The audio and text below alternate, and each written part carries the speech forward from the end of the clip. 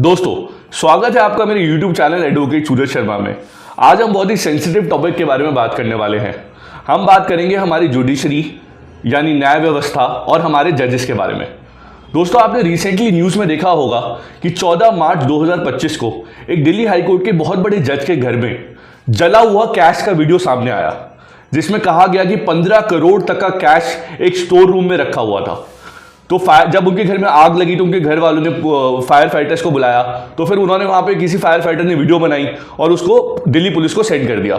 फिर police officials ने उस वीडियो को chief justice of supreme court and Delhi high court के चीफ जस्टिस को सेंड किया। फिर उन्होंने क्या करा, उस जज का ट्रांसफर कर दिया 20 मार्च को इलाहाबाद हाई कोर्ट में। अब क्या हुआ, यहाँ पर बहुत सारे सवाल उठे कि जज कोई करप्शन में इन्वॉल्व है। तो हाई कोर्ट के इलाहाबाद हाई कोर्ट के जो एसोसिएशन थी उन्होंने बोला कि हम डस्टबिन है क्या कि हमारे पास ट्रांसफर कर रहे हो।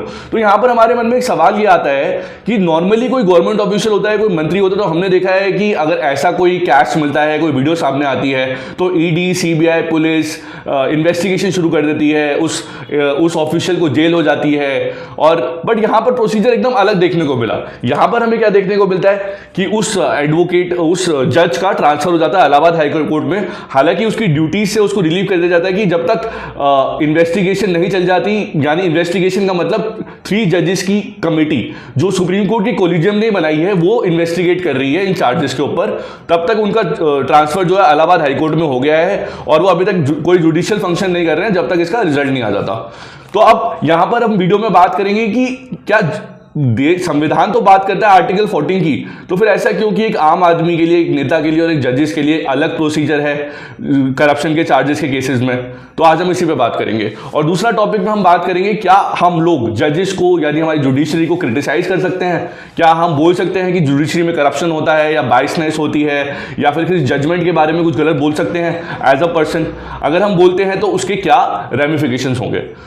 तो दोस्तों, सुप्रीम कोर्ट ये जरूर कहता है अपनी जजमेंट्स में कि आप किसी जुडिशियल डिसीजंस को कंस्ट्रक्टिवली क्रिटिसाइज कर सकते हो, लेकिन आप किसी जज के बारे में बायसनेस का चार्ज, करप्शन का चार्ज या फिर आप अंडरमाइनिंग ऑफ डेमोक्रेसी का चार्ज नहीं लगा सकते।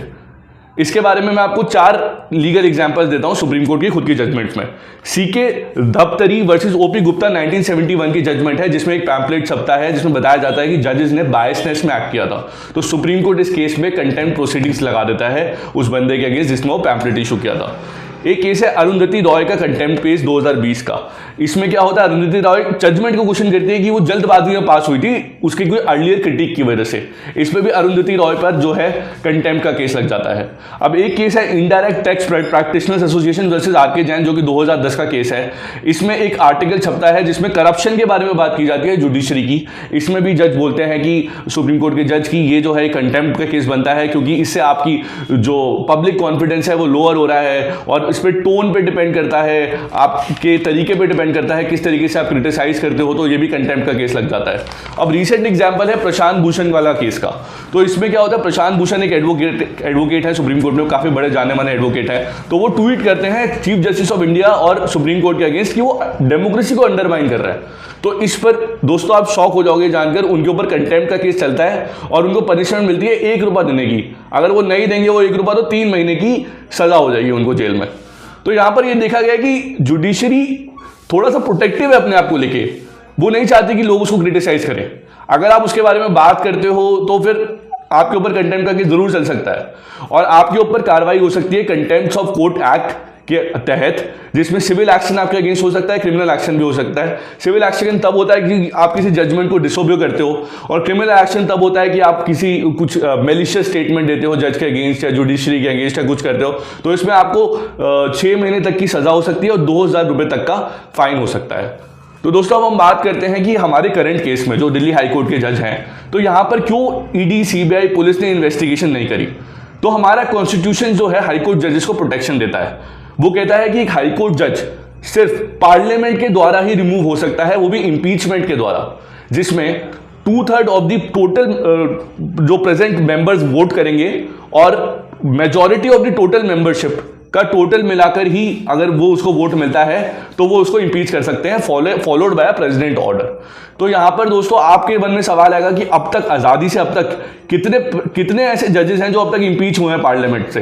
तो इसका आंसर है 0। हालांकि कुछ जजेस हैं जिनके अगेंस्ट इम्पीचमेंट प्रोसीडिंग चली थी, जैसे कि रामास्वामी और सुमित्रा सेन। रामास्वामी के केस में फाइनेंशियल इम्प्रॉपरिटी के चार्जेस लगे थे, हालांकि वो उनका जो वोट जब पार्लियामेंट में वो गया केस इम्पीचमेंट का, तो डेफिशिएंसी ऑफ वोट्स की वजह से वो इम्पीच नहीं हो पाए। हालांकि सुमित्रा सेन के केस में जो कलकत्ता हाईकोर्ट की जज थी, राज्यसभा में उनके अगेंस्ट पास हो गया था इम्पीचमेंट मोशन, लेकिन लोकसभा में जब तक वो जाता पास होता उन्होंने उससे पहले ही रिजाइन कर दिया। तो यहाँ पर यह भी बहुत शॉकिंग बात है कि हमारे पास कोई भी केस नहीं है कि जजेस को इम्पीच किया गया हो पार्लियामेंट के द्वारा। मैं मानता हूं कि जुडिशरी बहुत ही एक पायस, बहुत ही इंस्टीट्यूशन है कि भगवान की नजर से देखते हैं हम उसको।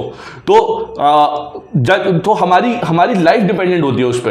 एज एन एडवोकेट और एज एन इंडिविजुअल ऑल्सो, अगर मेरा केस चल रहा है जज के सामने, तो मैं मानूंगा कि जज जो है पार्शियल ही होगा, क्योंकि मैं अपनी मेहनत कर रहा हूं, अपना केस प्रेजेंट कर रहा हूं, तो वो जो है डिसीजन जो देगा वो सच ही देगा। लेकिन अगर ऐसे एग्जाम्पल्स हमारे सामने आएंगे तो क्वेश्चन तो उठने हैं जुडिशरी की अथॉरिटी के लिए।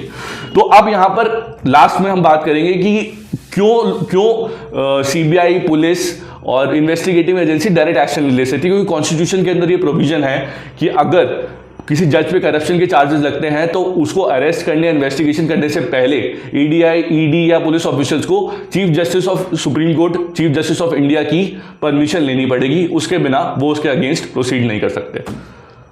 तो दोस्तों, आपके क्या ओपिनियन है इस बारे में, आप जरूर लिख के बताइए। और एक चीज़ और मैं यहाँ पे हाईलाइट करना चाहूँगा कि गवर्नमेंट सोच रही, इसको एक अपॉर्चुनिटी की तरह देख रही है। वो एक बिल लेके आई थी एनजीएसी का बिल 2014 में, जो कि स्ट्रक डाउन हो गया था। अगर आप चाहते हैं कि मैं एनजीएसी के बारे में बताऊं आपको, तो आप मुझे कमेंट सेक्शन में लिख के बता सकते हैं, क्योंकि यहां पर बहुत जरूरी है कि जुडिशरी हमारी इंडिपेंडेंट रहे और गवर्नमेंट का लीस्ट इंटरफेरेंस हो। लेकिन यहां पे यह भी जरूरी है कि जुडिशरी अपने क्रिटिसिज्म भी फेस करे और सिटीजन्स को अलाउ करे कि उसके ऊपर क्वेश्चन भी कर सके, क्योंकि सारे इंस्टीट्यूशंस के ऊपर जब क्वेश्चन कर सकते हैं तो जुडिशरी इससे इम्यून नहीं होनी चाहिए। इस पर हमें डिस्कशन जरूर करना चाहिए एज अ कंट्री। और आपके ओपिनियंस आप मुझे लिख सकते हैं कमेंट सेक्शन में और मुझे ईमेल भी कर सकते हैं। धन्यवाद।